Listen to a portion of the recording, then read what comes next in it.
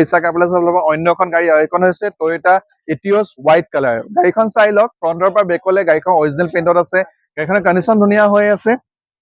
tyre পৰা আদি কৰি গোটেইখন ধুনীয়া হৈ আছে এটিঅছ জিডি মডেল হয় এখন আৰু এইখনৰ ইণ্টেৰিয়ৰটো এবাৰ আমি অকণমান দেখাবলৈ চেষ্টা কৰিম গাড়ীখনৰ ৰানিং হৈছে 87,201 কিলোমিটাৰ এচি পাই যাব 4 পাৱাৰ উইণ্ডো পাই যাব গাড়ীখনৰ ইণ্টেৰিয়ৰটো বঢ়িয়া কণ্ডিশ্যনত আছে আৰু গাড়ীখনৰ আমি আস্কিং প্ৰাইচটো ৰাখিছো আস্কিং প্ৰাইচ কোৱা মই আপোনাৰ মডেলটো ক'লো 2013 চনৰ মডেল হয় মে আৰু এইখনৰ আস্কিং প্ৰাইচ আমি অনলি ৰাখিছো 290 ওপৰত নেগোচিয়েবল হৈ যাব আমি ভালদৰে আপোনালোকক নেগোচিয়েবল কৰি দিম ভালদৰে চাই দিম অন টেবুল আপোনালোকে ডিছকাশ্যন কৰিলে আৰু আপোনালোকৰ ৰিফাইনেন্সো হৈ যাব আৰু এক্সচেঞ্জ ফেচিলিটিও আছে তাতে